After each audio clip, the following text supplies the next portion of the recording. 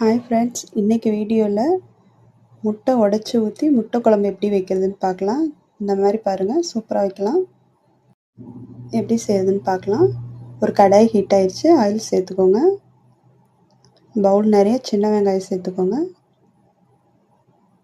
ஒரு பழுத்த தக்காளி, ஒரு கொத்து கருவேப்பிலை. இப்போ நல்லா வதக்கி விட்டுக்கோங்க. இந்தளவுக்கு வதக்கிக்கோங்க. இந்தளவுக்கு வதக்கினா போதும். நல்லா ஆற வச்சுருங்க. இப்போ ஒரு மிக்ஸி ஜாரில் கொஞ்சம் தேங்காய் சேர்த்துக்கோங்க. தேங்காய் துருவிட்டு வந்தாச்சு. இப்போ நம்ம வெங்காயத்தை இதில் சேர்த்துக்கலாம். கொஞ்சம் தண்ணி சேர்த்து அரைச்சிட்டு வந்துடலாங்க. இந்த அளவுக்கு நைஸாக அரைச்சா போதும். இப்போ கடாய் ஹீட் ஆயிடுச்சு, ஆயில் சேர்த்துக்கோங்க. கடலெண்ணெய் சேர்த்துருக்கேன். இப்போ இது கூட ஒரு 3 ஸ்பூன் நல்லெண்ணெய் சேர்க்குறேன்.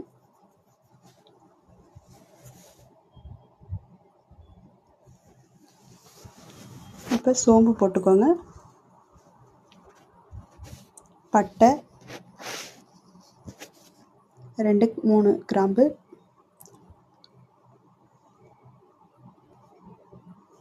ஒரு கொத்து கருவேப்பிலை, ஒரு 10 பல் மேலே பூண்டு சேர்த்துக்கோங்க. வீடியோ எடுக்கும்போது ஸ்கிப் ஆயிடுச்சு.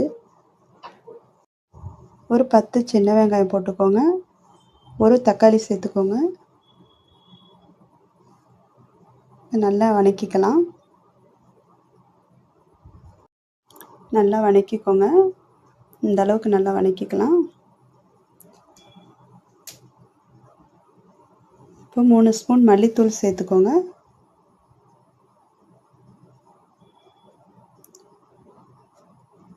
ஒரு ஸ்பூன் மிளகாத்தூள் போட்டுக்கோங்க. அரை டீஸ்பூன் மஞ்சத்தூள், குழம்புக்கு தேவையான உப்பு போட்டுக்கோங்க. இப்போ எண்ணெயிலே எல்லா மசாலாவையும் வதக்கிடலாம்.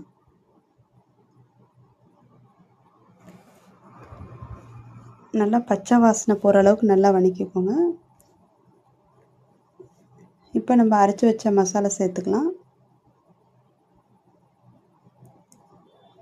மிக்ஸி ஜாரில் 2 டம்ளர் தண்ணி ஊற்றி கழுவி சேர்த்துக்கோங்க.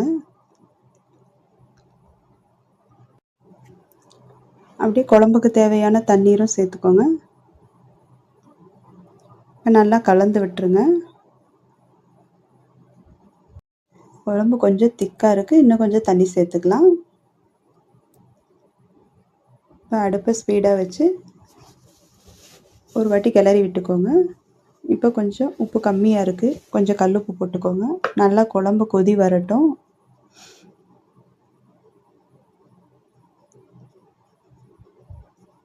இப்போ பாருங்கள், குழம்பு கொதிச்சிருச்சு. நல்லா குழம்பு கொஞ்சம் திக்காயிருச்சு. இந்த ஸ்டேஜில் நம்ம முட்டையை உடைச்சி ஊற்றிக்கலாம். அடுப்பில் சிம்மில் வச்சுட்டு இந்த மாதிரி ஒரு முட்டையாக உடைச்சி ஊற்றுங்க. ஒவ்வொரு முட்டையும் கொஞ்சம் பக்கத்தில் ஊற்றுங்க. நல்லா பொறுமையாகவே ஊற்றுங்க. அப்போ தான் முட்டை நல்லா நமக்கு உடையாமல் வரும்.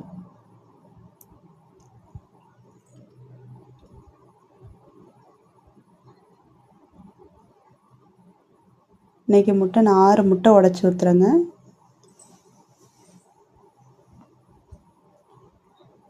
எல்லா முட்டையும் உடைச்சி ஊற்றியாச்சு. ஒரு 5 நிமிஷம் அப்படியே ஸ்லோ ஃப்ளேம்லேயே வைங்க. அப்போ தான் முட்டை உடையாமல் வரும். ஒரு 5 நிமிஷம் ஆயிடுச்சு. பொறுமையாக குழம்ப கிளறி விடுங்க. அப்படியே ஓரத்தில் அப்படியே முட்டையெல்லாம் எடுத்து விடுங்க. அப்படியே பொறுமையாக.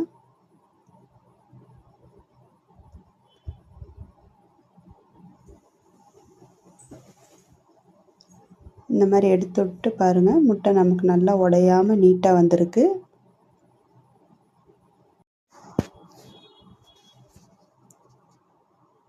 நல்லா சூப்பராக வந்திருக்கு பாருங்கள்.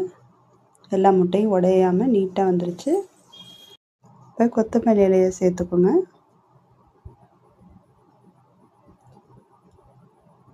அதில் ஒரு வாட்டி நல்லா கிளறி விட்டுருங்க. முட்டையெல்லாம் உடையாமல் சூப்பராக வந்துருச்சு பாருங்கள்.